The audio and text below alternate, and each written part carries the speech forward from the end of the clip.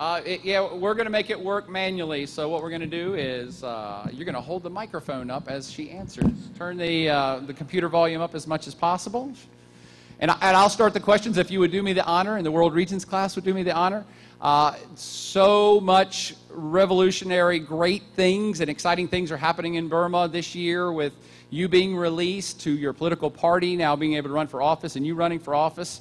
I just want to know, because it's hard for us as outsiders to get this, why now? Why suddenly is the door being cracked open for freedom seemingly so quickly? What is it in 2011 that's changed?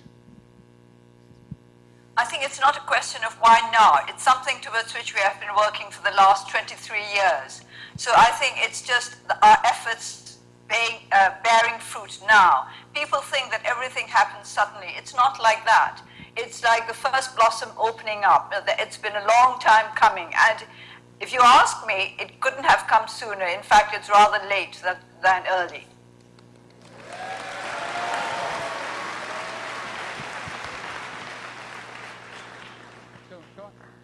And now we're going to just turn it over to students who have been dying to talk to you. Hello, and thank you so much for being here. As a leader of democracy in Burma, what does democracy mean to you and the people of Burma? And will it be the change that is needed for a positive future in Burma? Well, to put it very simply, democracy means, for me, and I think for those who are in the same movement as I am, a fine balance between liberty and security. We want to be free, but at the same time we want to be secure. And we think that so far democracy is the best system we know that can achieve both liberty and security for us. And this is why we want democracy, because it will guarantee us the kind of life that we want. But when I say guarantee, it does not mean that it will be there on a plate for us. We know that we have to work for it. We will be given opportunities to build the kind of lives we want for ourselves. That is what we're trying to do.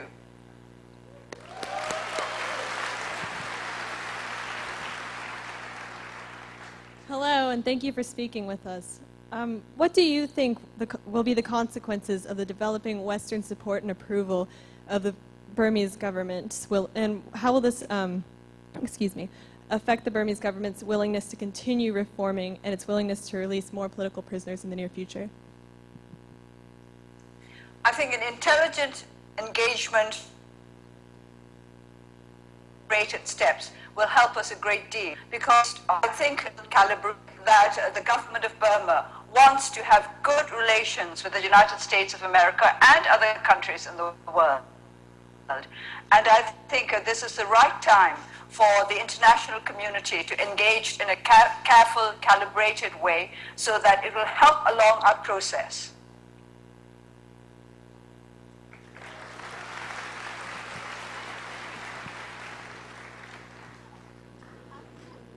I saw you telling them to clap. But they can do it if they want to, and not if they don't want to. Oh no, their grade is dependent on it. Mingalava, with respect to your recent meeting with Hillary Clinton, do you think Burma and US are looking at better international relations soon?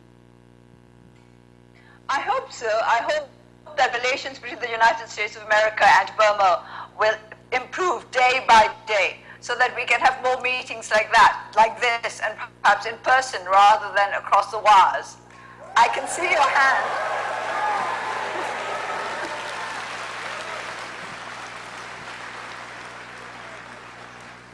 Mingalava, Aung San Suu Kyi, I just have one question for you. How fast will foreign investment come in after sanctions are lifted in Burma? And again, Jesu Temare for speaking to us all. Well, it's not just a question of sanctions. I've spoken to a lot of businessmen, and what they want is to be sure that there's the right kind of economic climate in Burma to justify investment. So it's not just a matter of removing sanctions. There are other things necessary in Burma, such as good investment laws plus rule of law, so that these laws will be seen to protect those who want to come in and do business here. So it's not just sanctions, it's other things as well.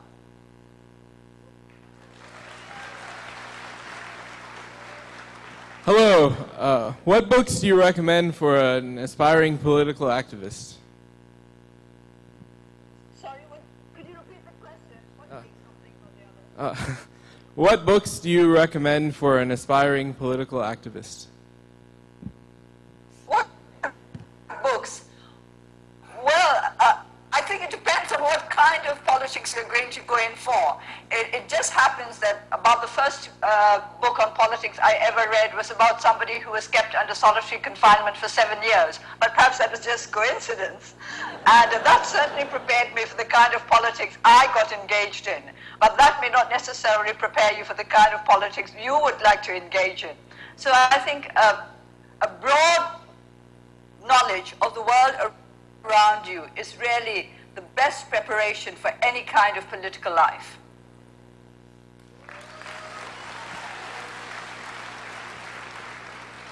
I want to thank you so much for giving us this opportunity tonight. My question is, do you think President Obama has had a positive effect on American international relations, and how so? Well, yes, of course. The very fact that in the United States of America, somebody like President Obama, whom one would have thought comes from an underprivileged section of society, can rise to be the president, that really improves the image of the United States in a very great way. People like to see the underprivileged succeed. People like to see that there's an opportunity for everybody. It does not matter whether you come from a rich family or a poor family, or whether you're born into privilege, or whether you have to create your own way in life. People like to see the fruits of endeavor really come to how shall I put it, to be realized. They want to see that there are such things as genuine fruits of endeavor. And I think this is what has made the international community so happy about the success of President Obama. We all feel that everybody can have a chance in this world. Hi, and thanks for taking your time to speak with us. My question is, you left home at a very young age and experienced a lot of hard times, but you stayed driven. Many students here and young people around the world can do great things, but we often lack focus or the proper inspiration. How do you stay so focused and motivated to achieve your goals? I think it has a lot to do with one's upbringing. I was brought up to think that duty was one of the most important things in life. And perhaps this is out of fashion now. Perhaps this is no longer fashionable. Perhaps people do not think any longer that duty is important, and that really the most important thing is to enjoy yourselves. But this is not how I was brought up. And throughout the years when I've had to face many difficulties, I was upheld by this conviction that nothing was more important in life than commitment to duty. And that was what kept me going. I may be old-fashioned, but I think you could try it. Try thinking of duty as the most important thing in your life, and I think you will find that it opens up a lot of vistas for you that you never realized before existed. It's not a narrowing process. It's in fact an opening up process.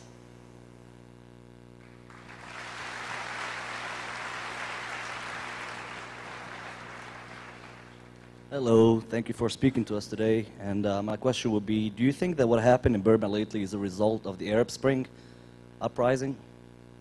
Thank you. No, I don't think it is a direct result of the Arab Spring uprising. But I think, of course, people in Burma have been aware of what is happening in the Arab world and in the rest of the world. As I said very early on, I think what has happened in Burma now is a result of what we have been trying to do for the last 23 years. I think in the end, hard work does pay.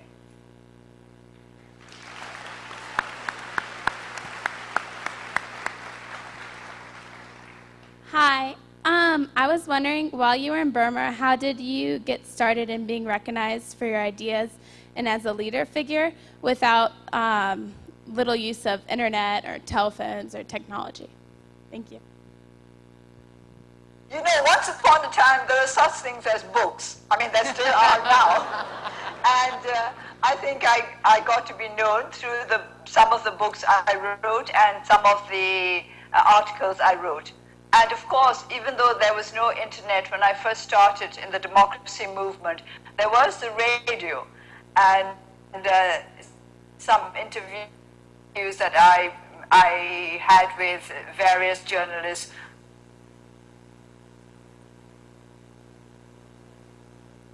Did come out across the radio in different parts of the world, and newspapers. Hi. If and when a peaceful democracy is achieved in Burma, will that mean success to you, or will you continue to work on other goals either in Burma or abroad? When a peaceful transition to democracy has been effected, then I would feel that we have got over the first hurdle. Then there's the question of making sure that democracy stays in Burma and that democratic institutions are stabilized and strengthened. So it's going to be an unending process in a way. After all, you in the United States, your democracy is centuries old, as it were, but still you have to work at keeping it strong and making sure that it fits in with the times. So we'll have to go on doing that. But I do look forward to the day when I can say, having established a sound democratic system, I can sit back and do what I want to do.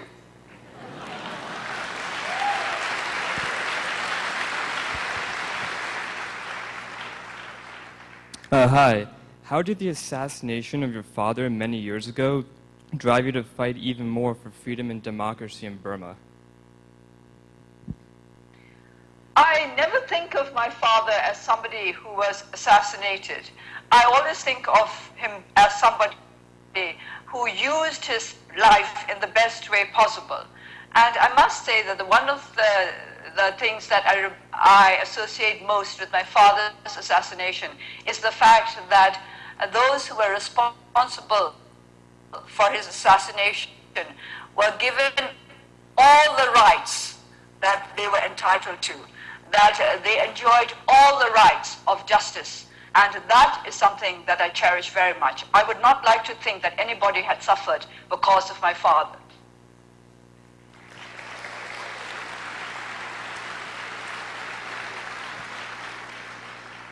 First, I just want to say it's a complete honor to speak with you now. What was the moment that you realized this is what you had to do and that this was your calling? Now, that's a very difficult question because, as I said earlier, I was brought up to have a strong sense of duty. So at all times, I always felt that whenever there was a need to do anything for the country, I would have to do it. And in 1988, when the people rose up calling for democracy and freedom, it was natural for me to join them because that, I thought, was the duty of every citizen in the country.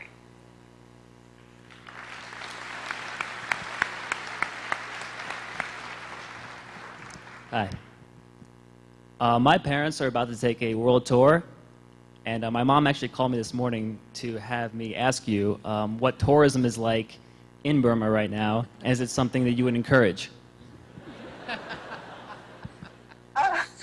Well, we have brought out a tourist policy in Burma, and we want to encourage tourists to try to stay in the smaller hotels where they will be helping young entrepreneurs to get on with their business. We would like you to encourage a kind of ethical, environmentally friendly tourism. That would help us a great deal. And when your parents are in Burma, do tell them to drop me a line.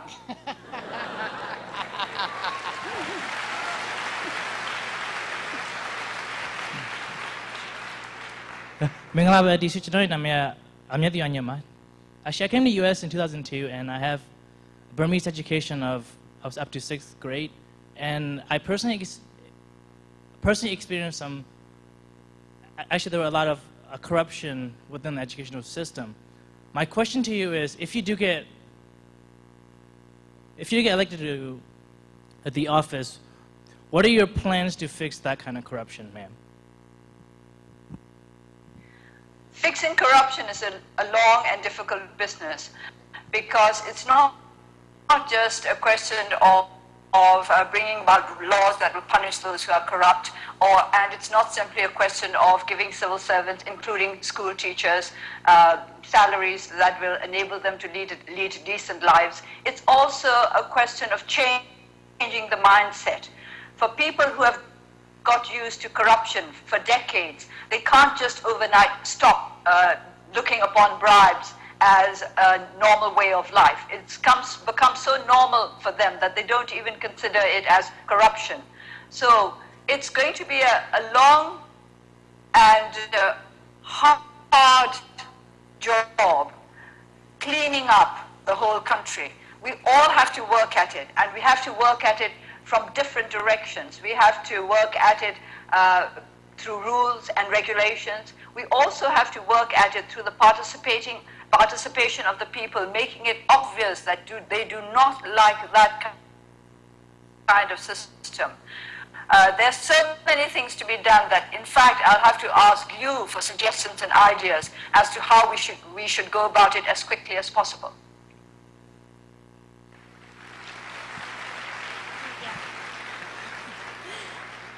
Thank you so much for taking time out of your day to talk to us. If your party is elected into office, what would be some of your first political actions? One of our first political actions would be to try to ensure that the National Assembly, in which we hope to get some of our representatives, start working like a really democratic National Assembly, and that we will be able to table the kind of motions that will benefit the people. We are especially concerned about education, health, and of course, above all, the rule of law, without which nothing else can proceed. I have been reminded that for a democracy to work, there has to be a balance between the judiciary and the legislature and the executive, and that I should not think of the judiciary alone.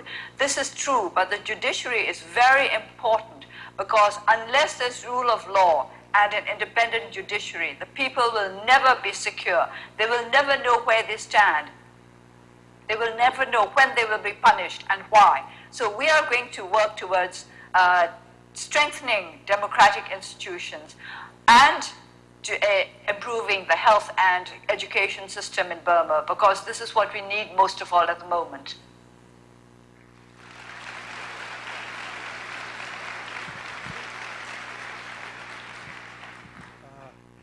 I know a lot of us are sympathetic to your cause, but it's difficult to tell how exactly we can help from here. How can we, as college students in the United States, help promote the cause of global democracy?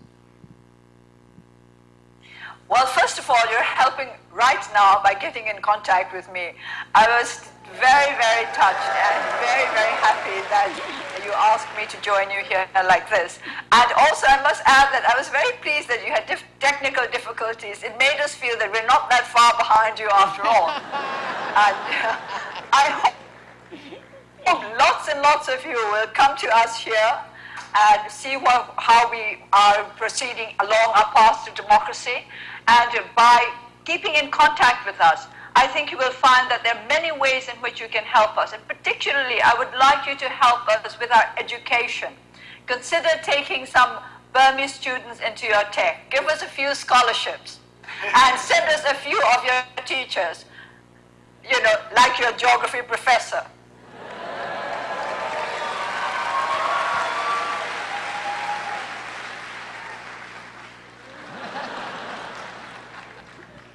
Hi. How important do you think the feminine perspective is in politics, and do you think it could have a really good effect on a country if they have more women in politics? Oh, the more women anywhere, the better for the whole world. And we're trying to get in as many as many women into politics in Burma as possible. As you know, I met Hillary Clinton recently, and she made me feel proud of women and of politicians. And that is what I want.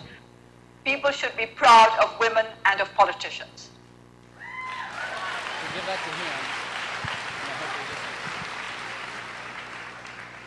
Hey, I want to thank you for taking my question, but the Chinese government has allied themselves with the junta to some degree, and that's kind of impeded your movement's progress. Where do you see your relations with China going and evolving as your movement gains speed and takes over in Burma?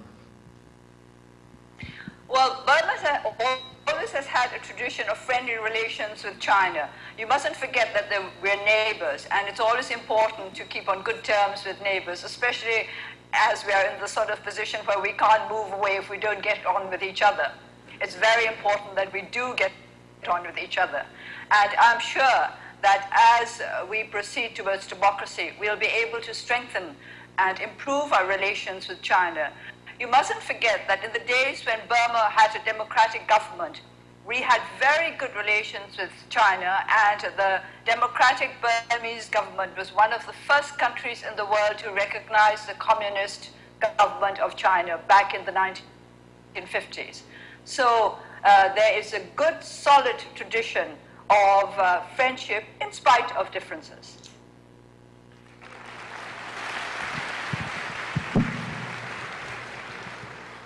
Hello. Hi.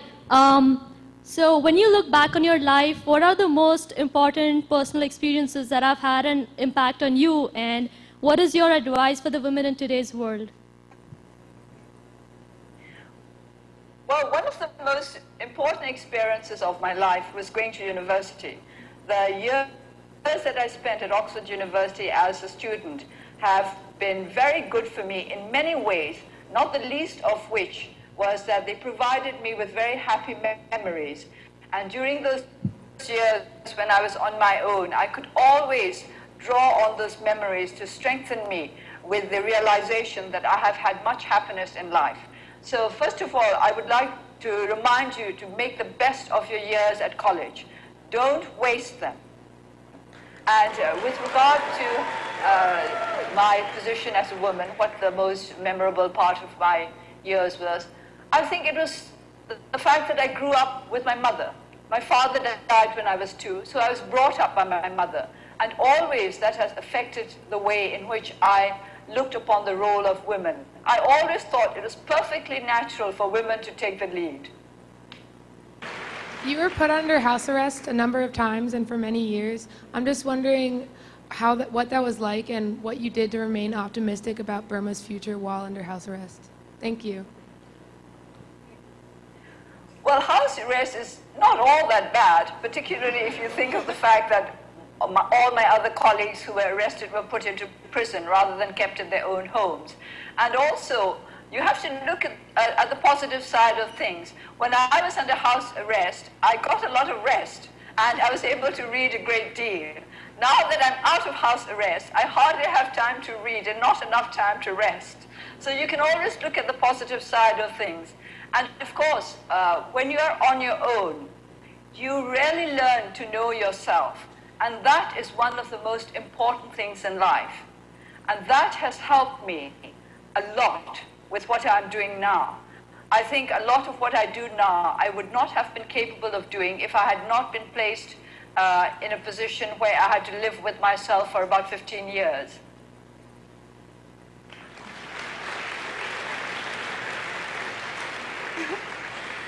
Hello. What was or was there some kind of spark or what motivated you to get you started fighting for democracy in Burma? Well, I've always thought that you shouldn't just sit by and let things happen, especially when you think that something unjust is going on, something wrong is going on. I've always been one of those people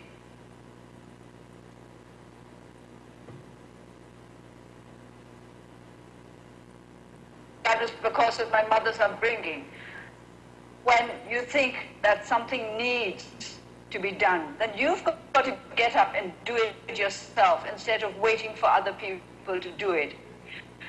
And when everybody joined the part in it as well, and that was how it came about.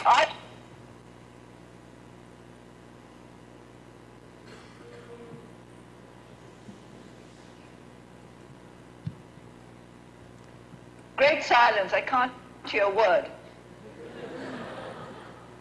We just lost you for a minute, but we think you got you back. Hi, good morning, and thank you for speaking with us today. I was wondering what the rest of the world can take away from the events and struggle in Burma. Thank you.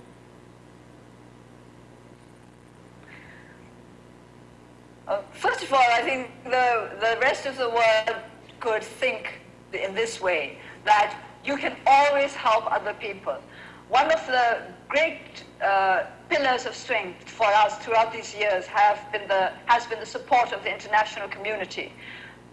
Many times when I felt that our movement for democracy had been abandoned or forgotten, suddenly there would be proof from distant countries in the world that we had not been forgotten. And that is so strengthening, so encouraging to know that you have not been forgotten. So if you would all make sure that you do not forget those who need your help, this is a great lesson you could take with you, that you can always help others, however far away they may be.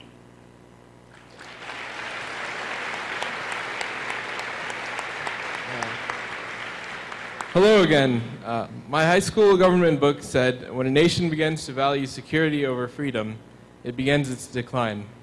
How far along this path has the U.S. gone? What can we do to preserve the balance of security and freedom? Well, as I said earlier, I think that democracy is the best system because it achieves a good balance between security and freedom. And I think it is up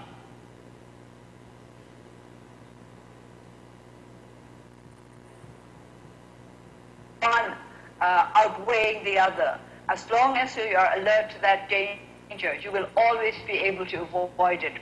So keep on the alert, keep on your toes, and make sure that your government does not do what is not good for your country.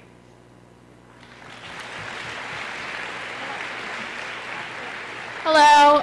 First of all, thank you so much for being such an inspiration to everybody and all the women in the entire world. And my question is that your father was assassinated and your colleagues went through so many pains and hurts. I was just wondering how you find the strength to carry on and stick with the cause, knowing what has happened to the things that have happened around you. Well, I think precisely because of the things that have happened around me. After all, as you mentioned, my father was assassinated by a political rival. And of course, that strengthened me in the conviction that we needed a system where you could bring about political change without violence. And the fact that so many of my colleagues were put into prison convinced me that we needed a system where people were free to think as they pleased, that where a system where there will be no prisoners of conscience. So all the bad things, if you like, that happened to me simply convinced me that we had to work for a better world, and that helped me a great deal.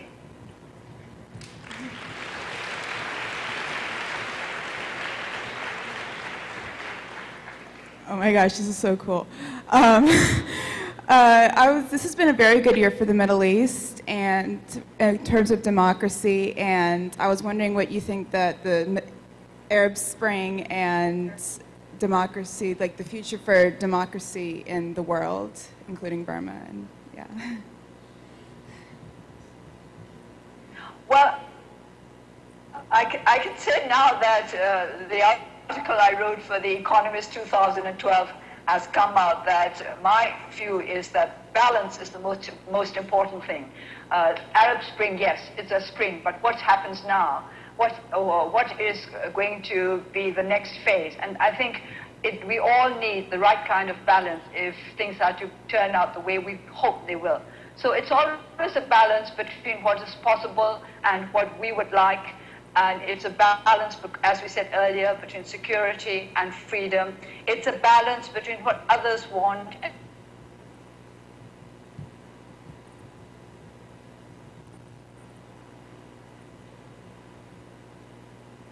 All manage to work out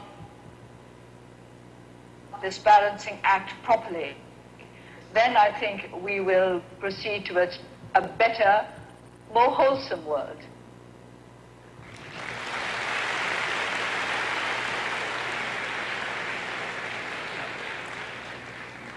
Aung San Suu Kyi, thank you so much for sharing your time and your passion with us and the entire world, and for showing this young generation of Americans that anything is possible and that it only takes one person with courage and determination to actually change the entire world.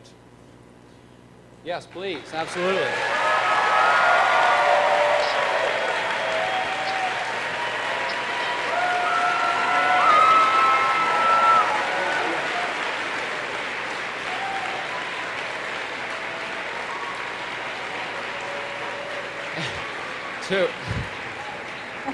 They get so excited around you, as do I. My heart's pitter-patter, all right? But I did want to close by saying, no matter what the future holds for Burma, please know this. You are not alone, and you have never been alone. And there are millions and millions of Americans just like me and the Hokie Nation behind me, and folks all over our country that are rooting for you and praying for you and the NLD and for all Burmese to hopefully someday very soon gain their dream of freedom. Now you can go.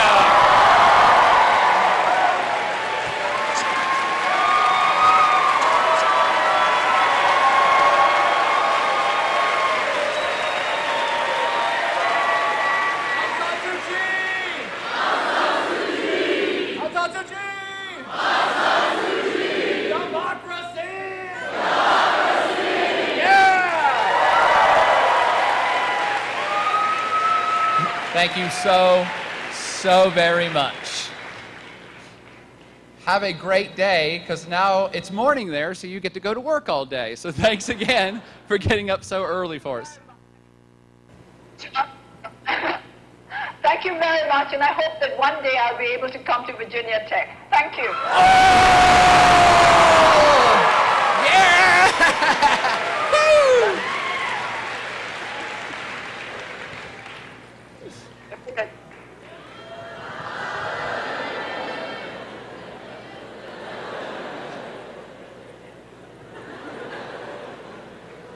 Well, how about that?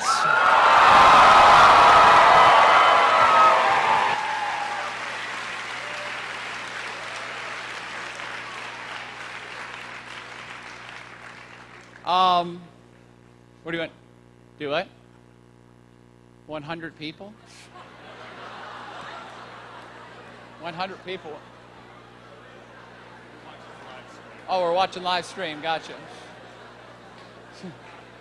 That went great. Aight. Aung San Suu Kyi. Aight.